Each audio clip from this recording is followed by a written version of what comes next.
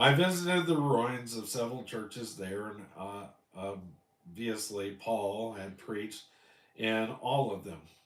Then going way out into the interior, into Anatolia, I realized that Paul was walking across that section all the way from Tarsus to his hometown. And by the way, I'm reading from Through the Bible by J. Vernon McGee.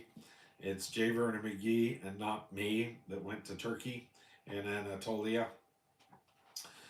That gives me more free liberty to speech. I can say Paul that J. Vernon McGee said this rather than me, because this is a difficult chapter.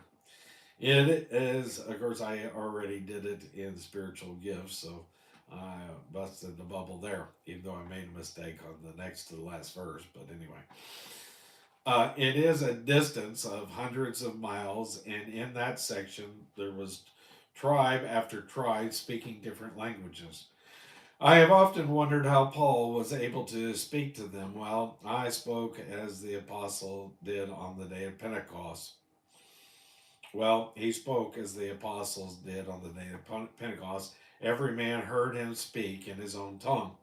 He probably said to the Corinthians, if you want tongues, go out on the mission field and start speaking in the languages of those people. Thank you for the second thumbs up. I appreciate that. Today, God has raised up certain organizations like the Wycliffe Baptist translators who are attempting to translate the Bible into all the known languages of the world. That, my friend, is the greatest tongues movement that I know about today.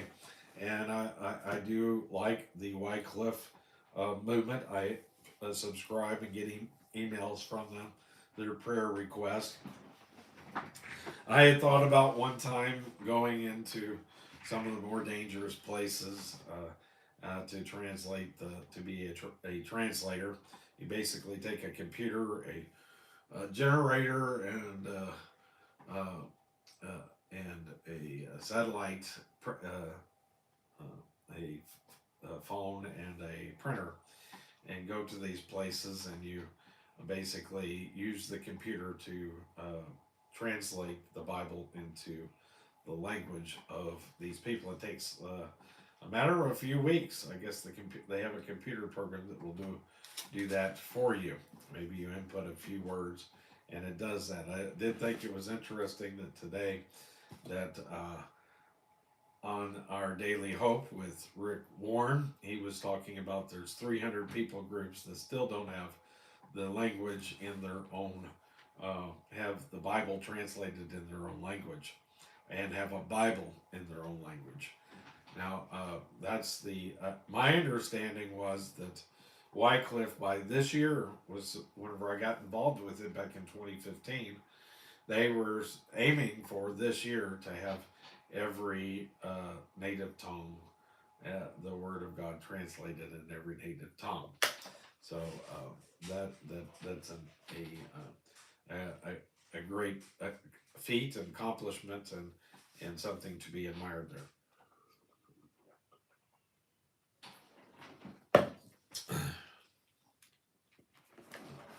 We know that at one time Paul was caught up to the third heaven.